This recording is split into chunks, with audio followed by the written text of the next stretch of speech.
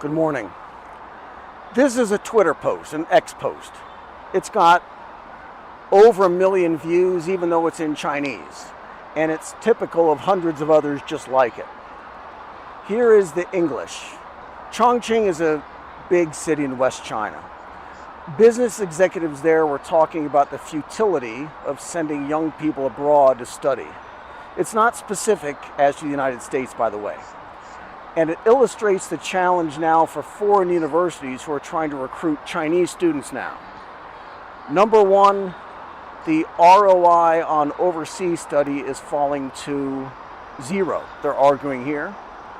Two, the cost of tuition and living abroad is going up, and it's increasingly unaffordable.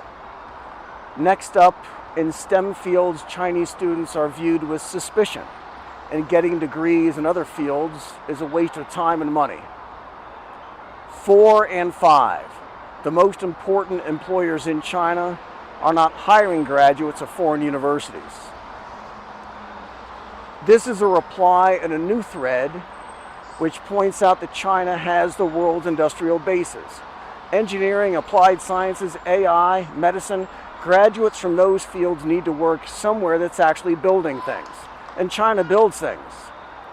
The original poster replies, his point is anecdotal but persuasive. He wonders why an acquaintance of his has gone to Europe to study architectural design. A single neighborhood in Chongqing will do more building than most small countries, and the kid should have just walked down the street from his apartment and talked to the guys building Chongqing. American universities need lots of international students because that's where they make all their money. Foreign students are only 6% of the total, but they pay much higher prices compared to American students. And it is foreign students that are keeping American university STEM programs solvent. Over half the international students are in STEM fields, and as their numbers drop, universities are struggling to keep those departments open. Universities are shutting down entire campuses right now. And in a recent Forbes survey, they identified 16 more universities who are unlikely to survive unless they can bring in a lot more international students to balance their books. Another serious challenge is that one Chinese student is more valuable to U.S. universities compared to students from other countries. Chinese students come from wealthier families, and they attend more expensive programs.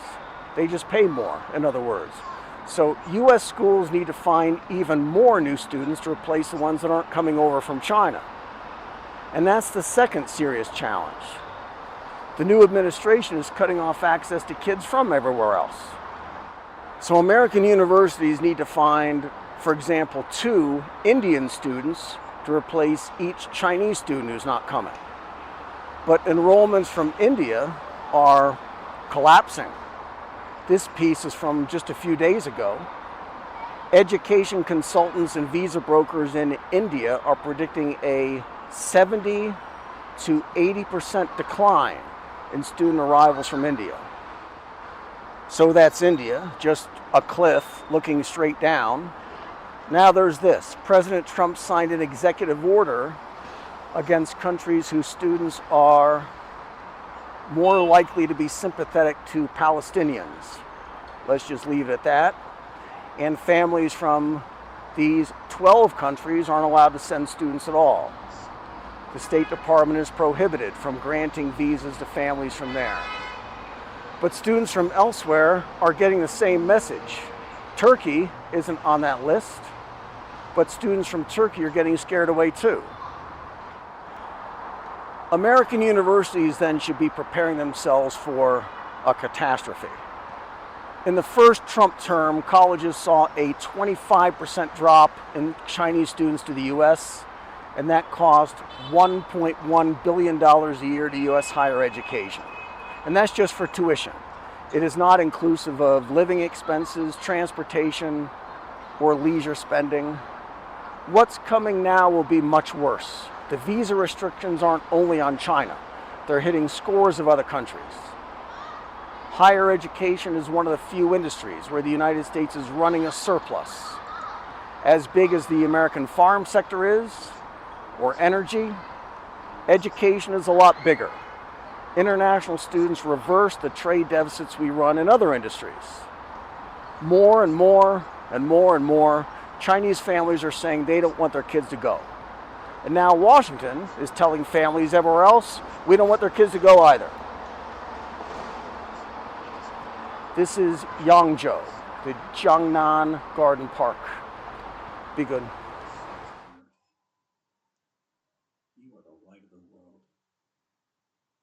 Let your light shine before men, so they see your good works and glorify your Father who is in heaven. Love the Lord your God with all your heart, and all your soul, and all your mind. Love your neighbor as yourself.